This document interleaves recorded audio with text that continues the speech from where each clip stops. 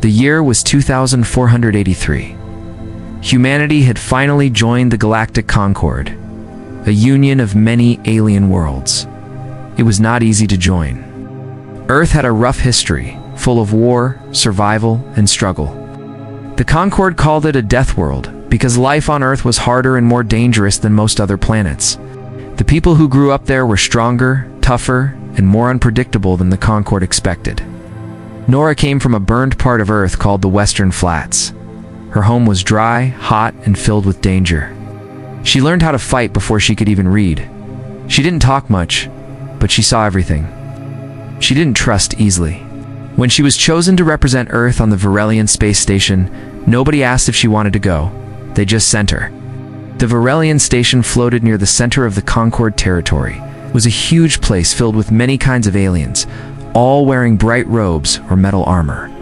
They all had strange eyes and strange rules.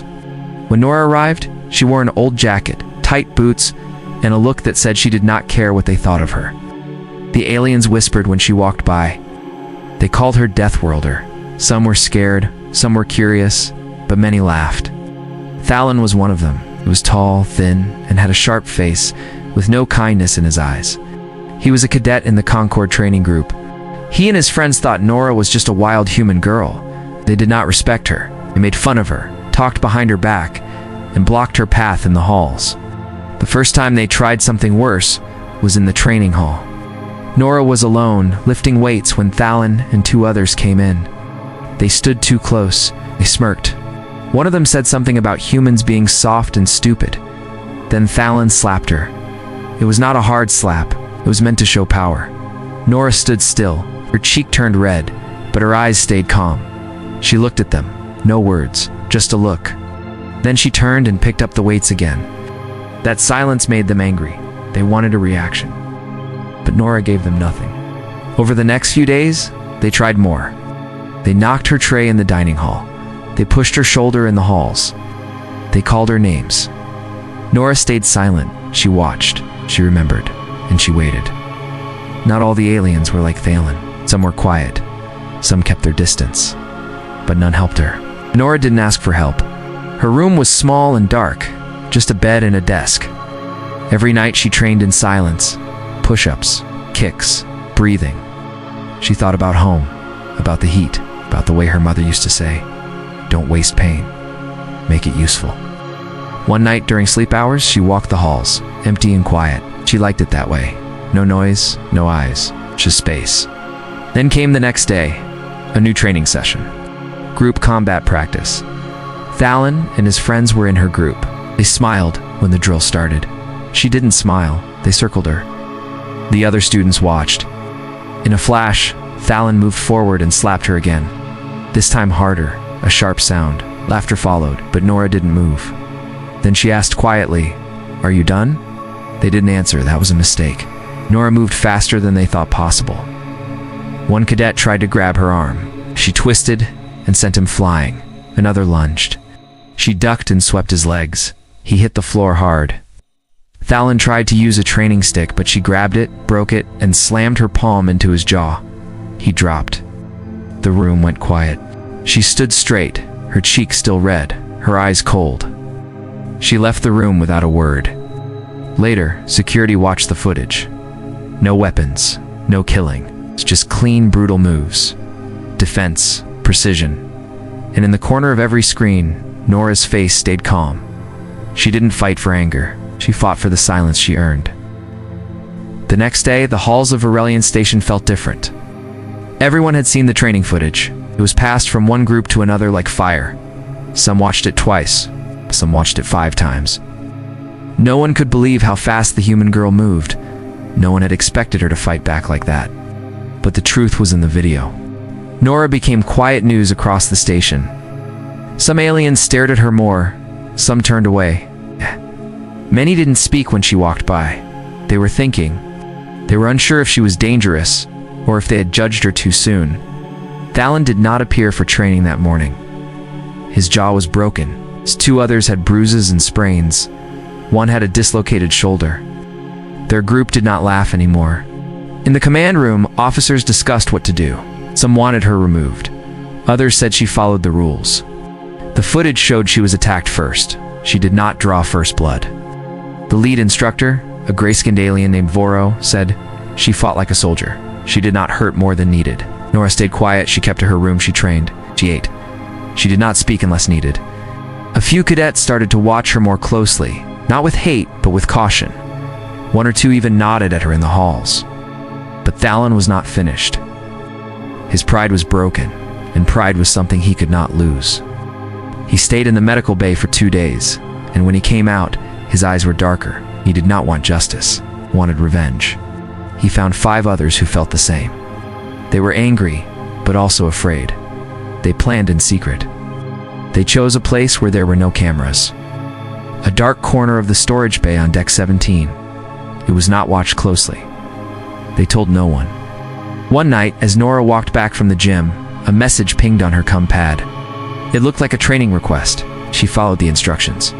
When she stepped into the storage bay, the lights flickered. She stopped. Something was wrong. The door behind her shut. 6 cadets stepped out of the shadows. Thalon was one of them. His jaw had healed, but the pain in his pride had not. He said, "You made me look weak. I'll fix that now." Nora didn't speak. They circled her. One had a stun rod. Another held a shock net. They thought numbers would win. The first came forward, swinging the stun rod. Nora ducked. Her elbow hit his chin. He dropped. The second tried to grab her. She twisted and broke his grip. Her knee hit his chest. He coughed and fell. The others moved fast. Nora moved faster. She rolled under the net, grabbed the pole, and spun it into the legs of 2 cadets. They crashed into crates. The 5th tried to punch her. She caught his hand, twisted it, and sent him into the wall. Thalon was left. He stepped back. He looked at the others, all on the floor. Nora stepped closer. Her lip was bleeding. Her eyes were calm. He raised his fists. She blocked his strike, moved behind him, and swept his feet. He hit the ground hard. Then she leaned down and whispered, "Now we're even." She stood up, walked to the door, and opened it. One of the watchers in the shadows, a silent cadet named Eli, had seen it all. He wasn't part of the fight, but he had followed out of worry. He recorded it. Later, that video spread too. This time, it wasn't just about speed or strength. It was about control. Nora didn't harm more than needed. She didn't humiliate. She defended. She walked away. Her silence now said more than words ever could. After the second video, everything changed. The cadets who once laughed now stood straighter when Nora passed by. Some looked down, some looked at her with respect. A few even smiled, small and quick, like a quiet hello. They had all seen the new video. They had seen how she fought 6 attackers, hurt no one more than needed, and left without saying a word. No anger, no revenge. Her name started to spread beyond the station. Ships docked at Varelian, and their crews asked, "Is the human girl here? Is the one from the Death World?" Some didn't believe the stories, so others said she was a myth, but the cadets who saw her knew better. Eli, the cadet who recorded the video, started to sit closer to her in class. He didn't speak at first, just listened. Then one day he said, "You fight like you're counting time." Nora looked at him and replied, "I do." He smiled. "Why?" "Because time tells me how far to go, not anger." Words spread even more. Nora's face was now on training screens as part of a controlled response lesson. Instructors showed her technique. Some were amazed by her moves. Others warned the cadets, never forget where she comes from. But Thalon was not done. He'd been removed from the training program. He lost his place, his badge, and his future. The others who fought with him were also punished. They were now known as the ones who failed against a human girl. That title burned worse than their injuries.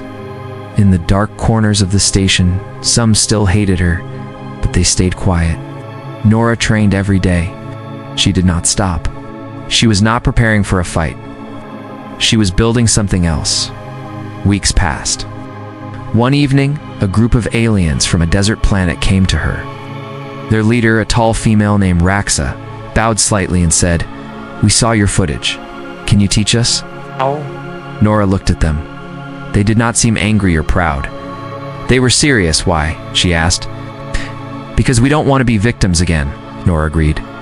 She started training with them. Then others joined. Not many. It's just a few each time. Her class grew slowly. They learned not just to fight, but to listen, to wait, to read movements. She taught them how to take a hit and how to know when not to strike. Her method was not popular with everyone. Some instructors said she was building a private army, but others said no, she is building survivors. One day, a new ship arrived. It carried a high council member. His name was Velen, a powerful voice in the Concord. He had heard about Nora. He wanted to meet her. He called for her to come to the upper chamber. The room was filled with leaders and officers. Nora walked in with her usual quiet steps. Velen said, "Do you know why you're here? You want to ask why I fight?" she said. "And why do you?" "Because they asked for it," she said. Some gasped. Some smiled. Velen looked at her for a long time. "Do you regret it?" "No." "Would you do it again if needed?" "Yes." He stood up. Then let the record show that Nora of Earth responded to violence with strength and control. She did not strike first. She did not seek power. She taught. She survived. The room was silent. As Nora left, Eli waited outside. "They fear you now, you know?" "Then they finally understand," she said. That night, she returned to her room. She cleaned her bruises. She watched her students training in the dark. She felt something different. It wasn't pride. It was the silence of respect. And that was all she needed. The weeks passed slowly. Nora became a name people used when they spoke of danger, discipline, and fear. But not all feared her. Some began to understand her. Some came to her not because of the stories, but because of what they saw in her eyes. Nora still kept quiet. She did not talk about Earth. She did not share stories. She only trained, watched, and listened. Her group of students grew. Not many, but enough. They came from different planets, with different skins and shapes, but they shared the same goal. They wanted to learn how to survive. Nora taught them the way she had been taught, not with big speeches, just with movement and focus. She showed them how to stay low in a fight, how to breathe before striking, how to read the hands, not the mouth. She showed them what pain looked like before it landed. Eli stayed by her side. He didn't ask many questions. He followed her steps, copied her movements, and asked her only when something confused him. He didn't try to lead. He just learned. One day a message arrived. The Concord was gathering again. A new species had attacked a small outpost on the edge of the star border. It was a warning. The Concord needed to show unity. They needed peace, but they also needed power. Velen, the council member, returned. He asked Nora to stand beside him during a meeting with Concord leaders. Nora didn't like speaking to crowds, but she understood what it meant. Earth had been ignored too long. Now, she was Earth's face. In the council room, leaders from 10 species sat in a circle. Velen stood in the center. Nora stood beside him, silent. One leader, an old reptile with silver scales, said, "She is too violent. She brings fear, not peace." Velen answered, "She brings truth. She did not attack. She defended, and she stopped." Another leader, with eyes like clear water, asked, "Is she a soldier or a weapon?" Nora spoke for the first time. "I am a mirror. You see what you show." Silence followed. Then a younger leader from a warrior race stood. "We respect what she did. She used her hands, not bombs. Her control is strength." The vote began. Some said she was a threat. Some said she was a guide. But in the end, more stood with her than against. Nora stayed in the room until the end. She said no more. She didn't smile. Outside, Eli waited. "You look strong," he said.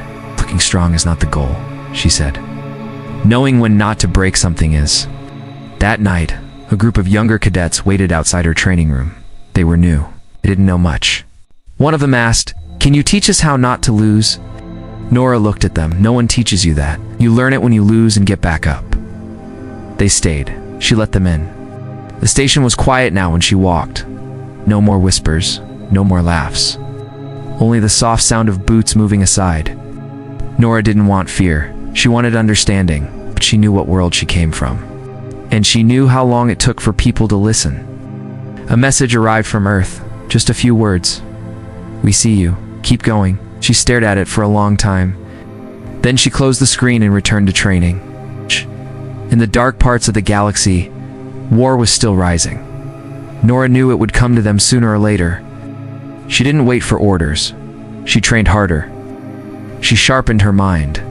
She didn't plan to lead. She didn't want a title. But when the time came, they would look for her, and she would be ready. Not for revenge, not for fame, but for the ones who still walked afraid. For the ones no one taught. For the ones who needed someone to stand first, so they could follow. The station lights flickered as new ships entered orbit. They carried voices of fear. Whispers of war spread fast now. Small attack on the outer rim was not the end. It was only the start. Something was coming. Something stronger. Something without rules. Nora watched from the training room window. She saw the ships, the movement, the changes in the guards. Everyone walked faster now. The calm of Varelian was breaking. One night, Velen came to her room. "We need help," he said. Nora looked at him. "From Earth? No, from you." She didn't answer right away. She just nodded. Velen told her that a small team was being sent to the edge, not to fight, but to study the attackers, to learn their moves, to understand their weapons. It was a quiet mission, but dangerous. He wanted Nora to go with them, not as a leader, not as a soldier, but as something more. "You know what to do when plans fail," he said. "You know how to survive?" The team left the next morning. Nora, Eli, and 5 others, a mix of aliens and humans. None of them were famous, none had medals, but all had been tested in silence. The ship was small and fast. It moved through dark space without a sound. They reached the target world in 3 days. It was dead silent. Cold ground, no wind, no sun. Just gray skies and broken rock. The attackers had left, but signs remained. Burned machines, deep cuts in stone. Saw the remains of other teams who never returned. Nora moved ahead. She didn't speak. She studied the ground. She touched the marks. She could feel the pattern. Eli followed close. He trusted her eyes more than any scanner. That night, a shadow moved near the camp. Nora woke first. She didn't call out. She stepped outside. In the dark, a figure stood tall. Not human, not from the Concord. It didn't speak. It just stared. Then it stepped forward fast. Nora dodged. She struck low, aiming for the knees. The figure fell, but rolled back. It moved like a hunter. But so did she. Eli came out. He saw the fight. He didn't jump in. He knew Nora had her own rhythm. The figure grabbed her arm. She twisted and slammed it to the ground. Dust flew. She looked down and spoke. "You came to test me. You lost. Go tell them." The figure stood up slowly. Then it nodded once and disappeared into the dark. The next day, they found a signal. Strange symbols, pattern of movement, a possible plan of attack. They returned to the ship. The message was sent to the Concord. The mission was done.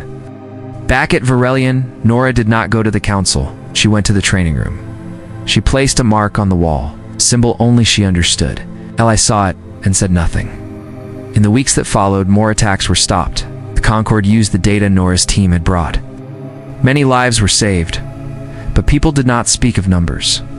They spoke of the girl who fought without noise. They spoke of the teeth taken not from hate but as warnings.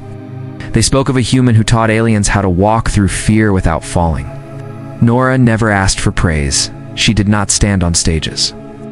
But in every hall of Varelian, her name was spoken with care. Not out of fear, out of respect.